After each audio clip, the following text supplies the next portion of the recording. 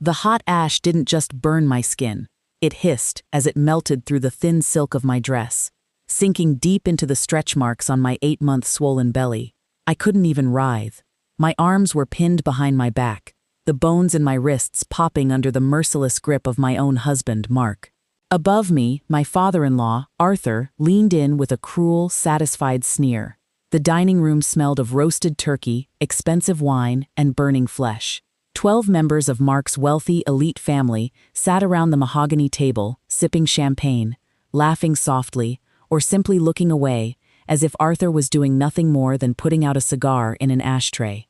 "You need to learn your place in this family, Sarah," Arthur whispered, his breath heavy with scotch as he pressed the glowing ember down harder. I didn't scream. I didn't beg. I looked directly into my husband's cold, lifeless eyes. He didn't even blink. That was their first mistake. With a burst of adrenaline born from sheer survival, I slammed my heel into Mark's kneecap. He yelled, his grip loosening just enough for me to break free. I didn't run.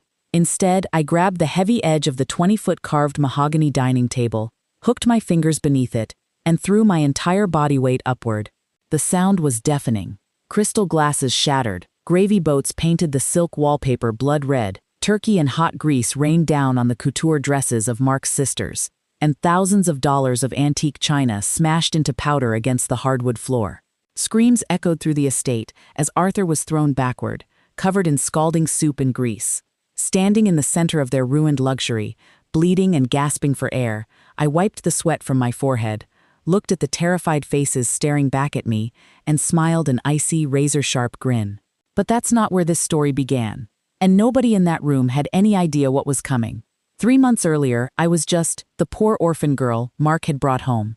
To the Montgomery family, I was an absolute nobody, a quiet, soft-spoken graphic designer with no living family and a modest bank account. When Mark and I got married in a quick courthouse ceremony, his father, Arthur, a high-powered real estate developer who ran Montgomery Holdings, made it his personal mission to remind me every single day that I was trash. "You brought a stray into our bloodline, Mark," Arthur would say right in front of me at family dinners. "She's a gold digger. Look at her. She wears rack clothing and drives a beat-up sedan. She's dragging our name through the dirt." I stayed calm. I never whined. I never yelled.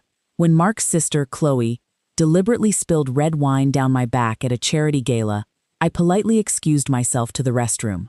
When Mark forced me to sign a prenup that gave me absolutely zero rights to his family's assets or any future spousal support, I signed it without reading a single page, my hand completely steady. They thought my silence was weakness.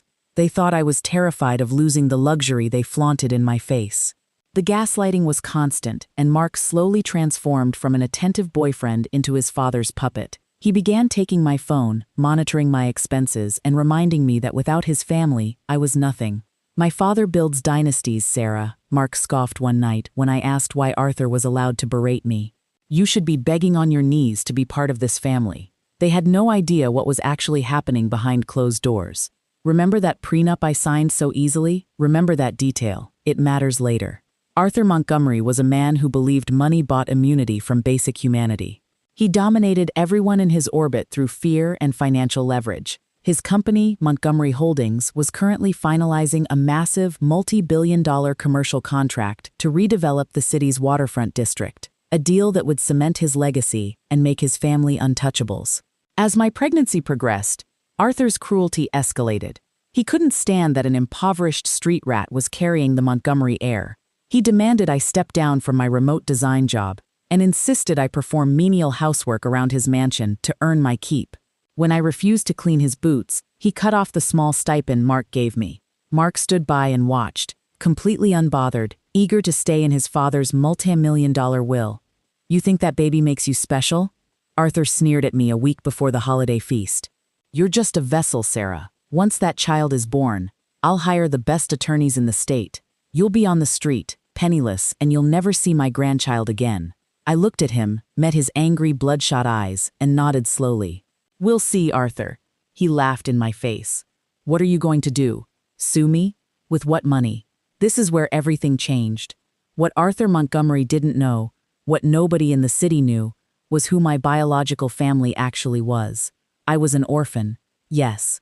I was raised by my adoptive parents in a small, modest home after my biological father passed away when I was 4.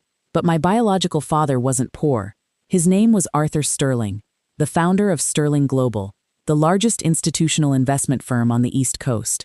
Before he died, he placed 40% of the firm's private voting stock and a multi-billion-dollar trust into a blind, irrevocable trust that would fully unlock for me on my 28th birthday, or upon the birth of my first child. My adoptive parents raised me to be humble, to work hard, and never to use money as a weapon. I lived simply because I chose to. 3 weeks before that holiday dinner, the trust officially unlocked. I didn't buy designer bags, nor did I lease a sports car. Instead, I quietly hired Vance and Mercer, the most terrifying corporate defense and forensic auditing firm in the country, and asked them one simple question. Look into Montgomery Holdings. What are they hiding? What they found was a goldmine of legal destruction, systemic tax fraud, bribery of city officials for the waterfront contract, and forged environmental compliance reports. Even better, Montgomery Holdings was secretly being kept afloat by a $150 million high-interest loan from a subsidiary firm that my trust had quietly purchased 2 days prior. I owned his debt. I owned his company's lifeline. But I was waiting for the right moment to pull the trigger. The holiday feast was supposed to be Arthur's victory lap. He had just received preliminary approval for the waterfront contract, and the entire family was gathered to celebrate. Throughout the night, the torment reached a fever pitch. "Sarah, go fetch more wine," Arthur ordered from the head of the table. "And walk faster, you're lazy." "I'm 8 months pregnant, Arthur. My back is severely strained," I said quietly. That was his breaking point. A woman defying him at his own table, in front of his family. "You insolent little trash," Arthur roared, standing up. "Mark, hold her." Mark didn't hesitate. He grabbed my arms from behind, pinning me against the chair. "Just apologize to him, Sarah. Stop making a scene."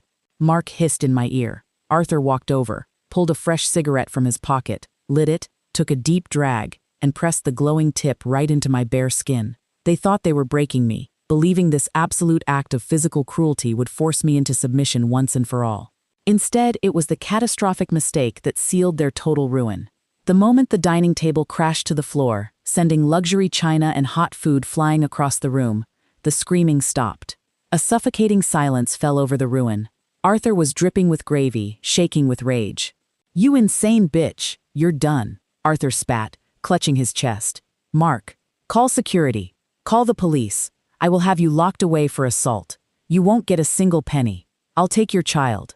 I stood straight, ignoring the burn on my stomach, wiping a drop of sweat from my face. I pulled my phone from my pocket and pressed a single button on the screen. "You don't need to call security, Arthur," I said, my voice completely devoid of emotion, echoing through the shattered room. "They're already outside." The heavy oak front doors of the mansion were pushed open. 4 men in tailored black suits walked in, led by a silver-haired man holding a thick leather briefcase. Arthur's face turned pale. "Richard? What are you doing here?" It was Richard Vance, the most feared corporate attorney in the state, a man Arthur had tried and failed to hire for a decade. "I'm here representing my client, Arthur," Vance said coldly, pulling out a massive stack of legal documents and setting them on the edge of an overturned server tray. "Client? What client?" Arthur spat. Vance turned toward me and gave a respectful nod. "Mrs. Sarah Sterling Montgomery, primary shareholder of Sterling Global Assets." Mark's jaw dropped. What did you just call her?" 3 days ago, Mrs. Sterling Montgomery acquired 100% of Apex Capital, the firm holding your $150 million bridge loan, Arthur," Vance continued, his voice ringing through the room like a death sentence. "Due to severe breaches of the ethics clause, environmental fraud, and municipal bribery uncovered by our forensic team, the loan has been called into default, effective immediately." Arthur stumbled back, dropping into a chair covered in wine. That's impossible." "The bank wouldn't. The bank didn't." "I did," I interrupted, stepping forward, my boots crunching over the broken glass. "I own your debt, Arthur, and as of 5 minutes ago, my team filed for an emergency freeze on all corporate assets of Montgomery Holdings." You can't do this," Mark screamed, looking at me like he was seeing a ghost. "We're married. I have rights." I looked at Mark, feeling nothing but pity for the coward standing before me. "Did you really think I didn't read that prenup, Mark?" I asked, an icy smile touching my lips. Clause 14 clearly states that all pre-existing assets and entities acquired individually during the marriage remain entirely separate property in the event of severe domestic abuse or illegal conduct. Vance pulled a small digital recorder from his pocket, which, I might add, has been recording audio since the moment Mrs. Sterling Montgomery walked into this house tonight. The assault on her person was broadcast live to our security team parked outside. Dropping pens, silence, shocked, pale expressions. Mark's sisters were gasping for air. Arthur's face went from angry red to an ash-white gray as he realized he couldn't speak, looking like a man watching his entire life burn down in real time. "Oh, and Arthur?" I added softly, taking a step toward him. "The city council was just blind copied on your real offshore financial records. The waterfront contract is officially canceled." I didn't yell, I didn't gloat. I turned on my heel and walked out of that house, leaving them standing amidst the grease, shattered china, and the wreckage of their fake empire. 2 hours later, Arthur Montgomery was taken into custody on charges of corporate fraud, municipal corruption, and felony assault. Within 6 weeks, Montgomery Holdings declared bankruptcy. Their luxury estate was seized and auctioned off to pay back the defaulted debt to my investment group. Mark tried to text me dozens of times a day, begging for forgiveness and claiming he was forced by his father. I blocked his number, filed for an expedited divorce, and had a permanent restraining order placed on him.